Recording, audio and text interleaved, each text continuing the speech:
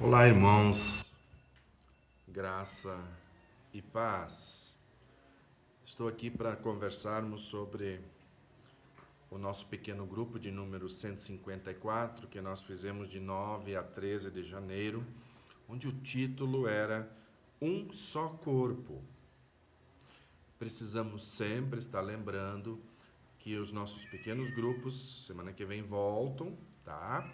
E que um dos objetivos, os objetivos dos nossos pequenos grupos é a gente ter comunhão, nos reunirmos, estudarmos a palavra, orarmos uns pelos outros e principalmente estarmos evangelizando e convidando pessoas para estarem sendo salvas, sendo apresentadas o evangelho para essas pessoas.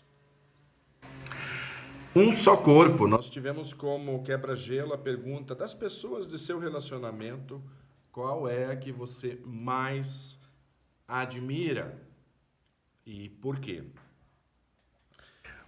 A nossa palavra está baseada em 1 Coríntios, capítulo 12, do versículo 12 ao 31 e do versículo 1 do capítulo 13, onde então o apóstolo Paulo começa dizendo: porque Cristo é como um corpo que tem muitas partes, e essas partes, ainda que sejam muitas, formam um só corpo.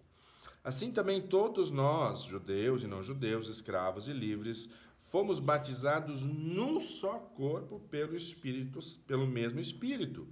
E a todos nós foi dado beber o mesmo Espírito.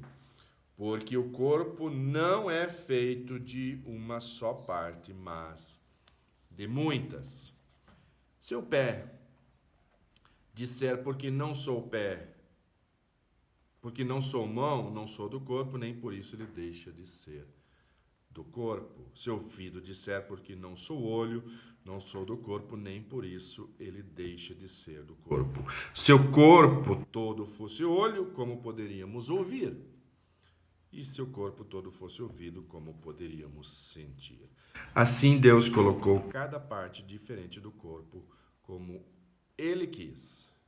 Se o corpo todo fosse uma parte só, não existiria corpo. Assim, há muitas partes, mas um só corpo. Ou seja, Deus nos colocou dentro da igreja, que é o corpo de Cristo, onde Cristo é a cabeça e nós somos as partes, todas bem ajustadas, irmãos.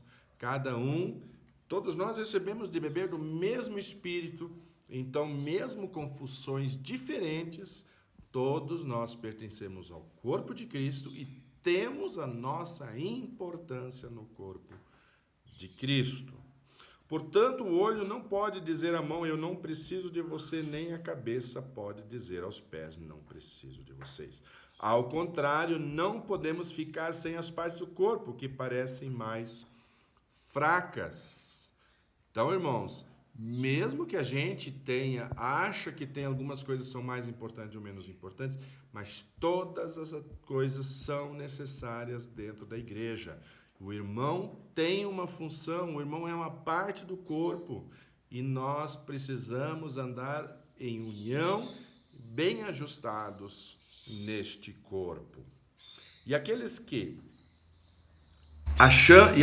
acham menos dignas são justamente as que tratamos com mais cuidado, enquanto as partes que não são tão bonitas recebem cuidado especial. Ou seja, todos iguais. As outras mais bonitas não precisam desse cuidado, assim Deus fez o corpo de tal maneira que as partes menos consideradas recebam mais consideração. Então temos sempre aqueles irmãos que a gente precisa dar uma atenção especial porque eles estão precisando, tá? Então Deus fez a igreja de forma perfeita. E quando nós entendemos isso e trabalhamos desta maneira, nós somos felizes e nos sentimos que fazemos parte do corpo de Cristo.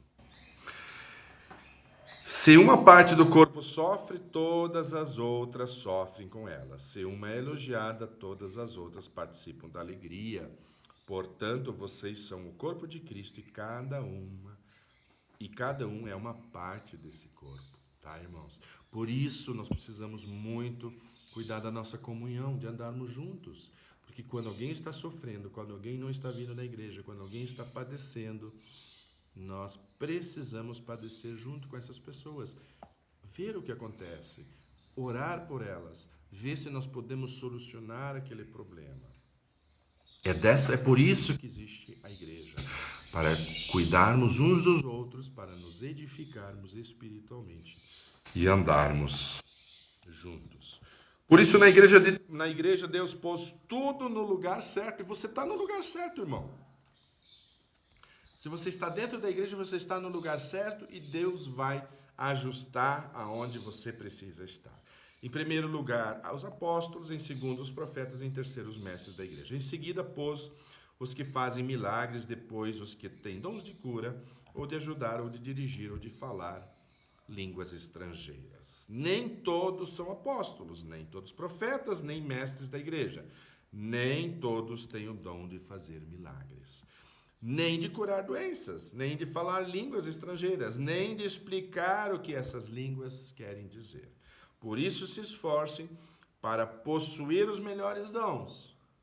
Porém, eu vou mostrar a vocês o caminho que é o melhor.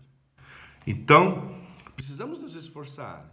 Se eu tenho o dom de ensinar, eu preciso me aperfeiçoar na igreja. Se eu tenho o dom de ajudar, eu preciso procurar as pessoas certas para que eu possa ajudá-las na igreja. Cada um de nós tem uma função muito especial e muito importante dentro do corpo de Cristo. E por fim, o versículo 1 do capítulo 13, que diz: eu poderia falar todas as coisas que se falam na terra e até no céu, mas se não tivesse amor, de nada me valeria. Voltamos à semana passada, quando falamos sobre o amor.